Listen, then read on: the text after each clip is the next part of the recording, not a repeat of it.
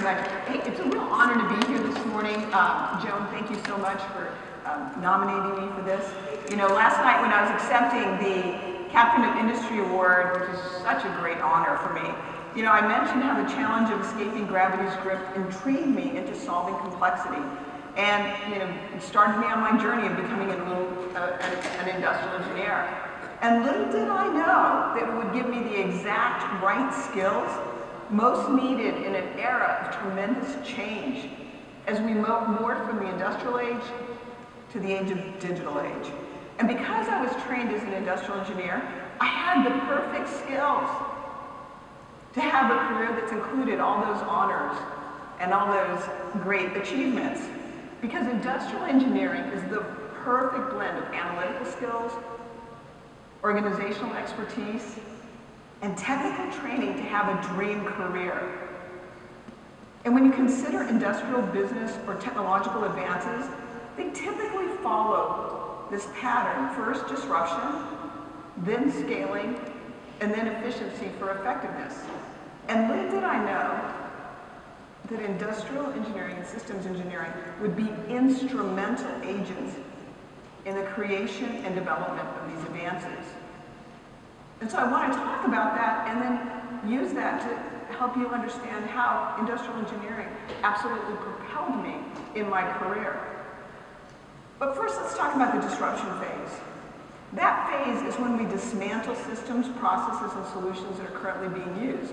And that's this really, in some ways, a really fun phase of pulling apart and then putting back together disparate solutions and processes in novel new ways that leapfrog and make obsolete current solutions. And we are indispensable agents in that disruption phase because we pull together for the first time disparate people, processes, procedures, products that have not been combined in that unique fashion to create a working solution.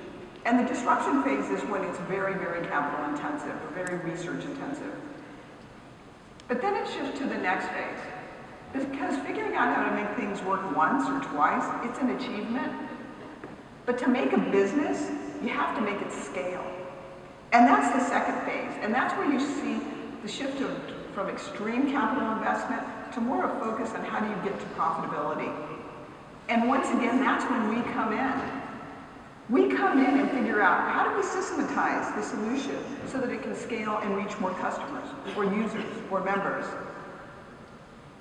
There are so many products, solutions, and even organizations that never reach their potential because they lack industrial engineers.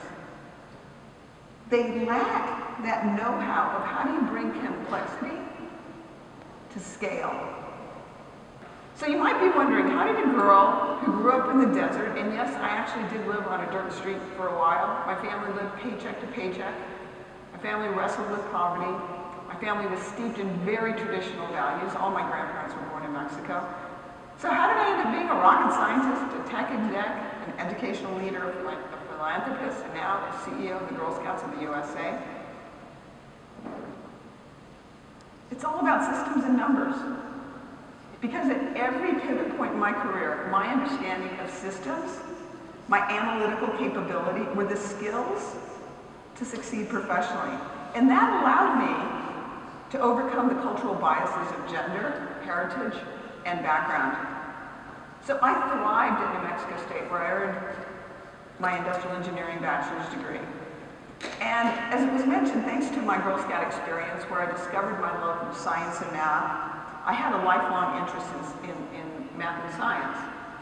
And I found that I really, like any kid, when you do something you like, you do it more, and then you get good at it, and because you're good at it, you like it even more.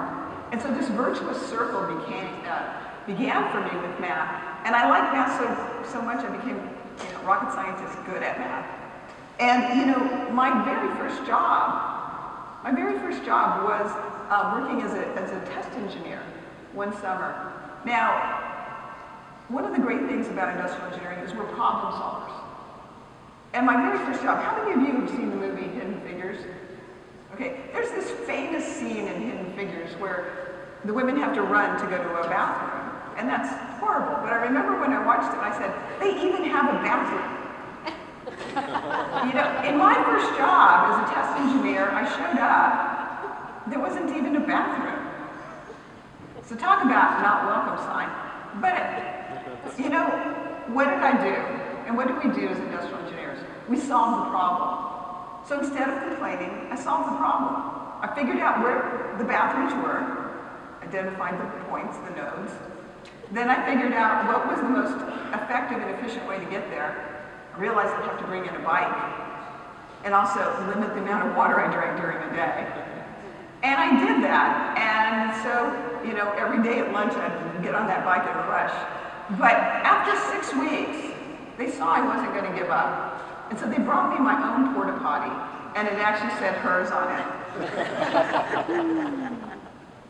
But I will say, one of the best sales techniques I've ever learned is actually still back from my Girl Scout days. Okay, who's heard of our Girl Scout cookie program? Okay, how many of you have been part of our Girl Scout cookie program? Okay, many of you raise your hands. I will tell you, that is an industrial engineering miracle, a systems engineering miracle. We use volunteers in 3 months of the year to move 200 million boxes of cookies. Think about that. It's the second largest cookie program in America. The money all stays local. In fact, girls get to choose how to spend $175 million from the cookie proceeds. But volunteers become logistical mavens in figuring out how do you move 200 million boxes, right? But the best sales skills I ever learned was, I grew up in a very traditional Mexican home, and you were taught as a child not to speak to adults until they had spoken to you. And in Girl Scouts, I wanted to do everything, but my family didn't have much money. So my troop leaders, I said to my troop leader, I think I have to quit because my family doesn't have money and I want to do all these things. And she said, don't worry, we're going to sell cookies. And I thought about how was and she taught me how to create opportunity. You set a goal and then you step back all the incremental steps to achieve that goal, put a timeline in place. Now for all of us in the room, that's like natural. We all know how to set goals.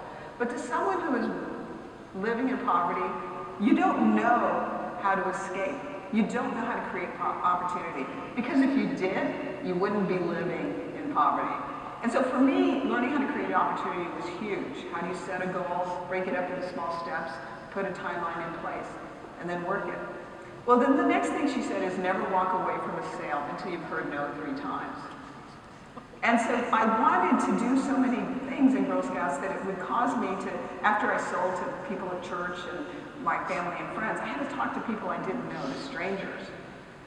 And the first person I tried to sell to, who was a stranger, told me no. And I looked at her and I just stood in place thinking, my troop leader, Mrs. Probine, told me I couldn't leave until I heard no 3 times. And so then I looked around her and said, is anybody else at your home who would want to buy Girl Scout cookies? And she said, no. Again, I stood rooted in place. And finally I said, would you make anybody stay? And we bought some box of cookies. And she said, okay, she bought a box. So that taught me persistence and resilience. And along with my industrial engineering skills of systems thinking and analytics, that persistence and resilience was really key to my career. So when I started selling at IBM, I brought in a systemic way of thinking about things.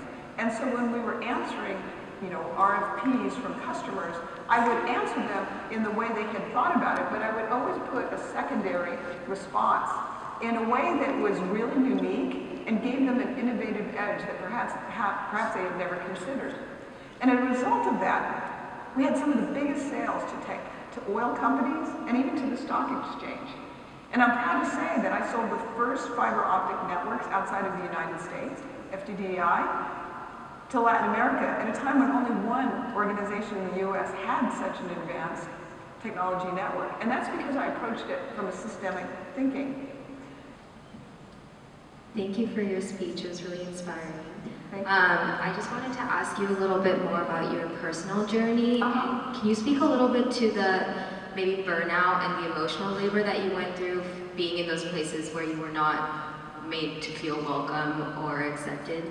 I do think that that's where I have to thank my father, because part of the reason I liked math so much is that being raised with a very traditional father who wanted me to have a much more traditional life career, I was constantly struggling with him. And so I would use math, and I would argue with my dad. I would go and do more math problems. So since I became a rocket scientist, it kind of gives you an idea of the friction I had with my dad. So I got a lot of practice with math. But you know what? That helped me quite a bit because it allowed me to understand, because when you're doing math, you're out of the emotional side of your brain. So when I then went into work and had challenges, I didn't always respond to them from the emotional side because I would step back and try to analyze that. And by doing that, that also calmed me down, and it caused me to reframe the situation. And that was so helpful in my career. And I didn't know that was such a unique skill until much later on when I realized there weren't a lot of people like me. And I thought, well, why aren't there more? And I even tried to create an organization for more women like me in Silicon Valley. But being able to reframe it, getting others who can help share in your journey or who can help you overcome the challenges that you might have. So for example, I learned pretty early on that even though I feel really comfortable with math, I didn't always have the right financial language. So I had the math language, the analytical and engineering language, but I didn't have the financial language. So I would team up with people and learn that, and that gave me a lot more confidence. The other thing is I started reframing how my contribution impacted the greater good of the organization. So it seemed like I wasn't just in there for myself. What I was doing and what I was working on was actually impacting the bottom line for the company. And so that's really hard for executives to turn you down when what you're doing is having a bottom line impact. So learning how to express and getting comfortable in that is important.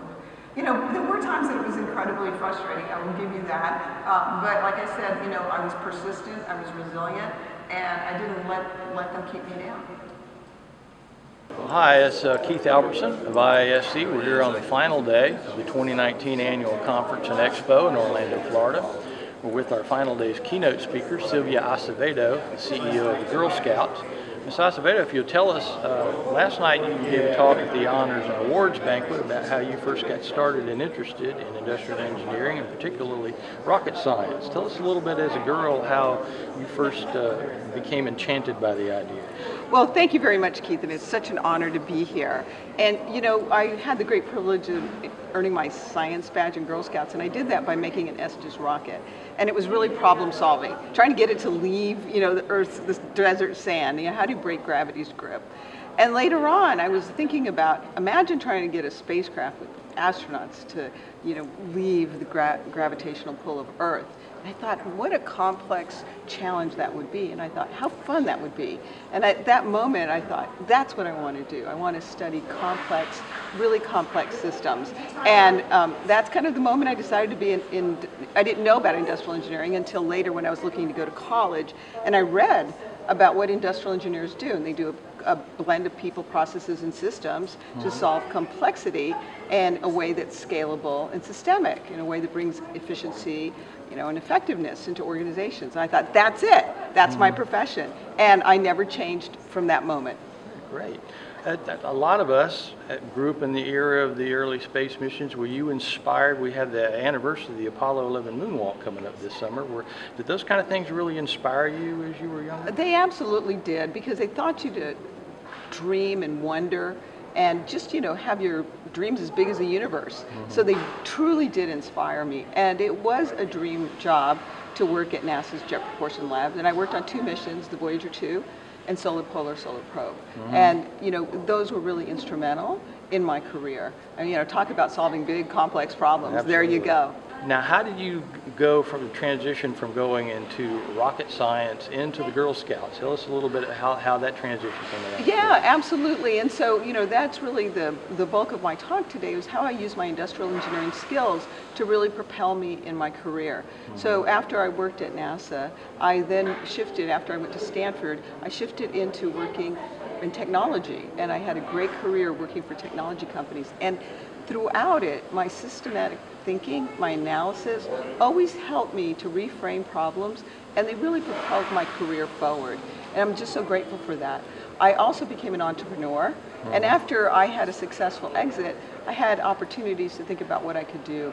And I decided to give back and started getting involved in education, and then I got on the National Board of Girl Scouts. And then they asked me to step in and be a CEO, and I did it for a year, and then they said, can you stay? So that's how I became the CEO of Girl Scouts. That's great. Well, from a Girl Scouts perspective, one of the discussions, and we've heard several of them during presentations here at the annual conference, is how to get more young women involved in STEM studies.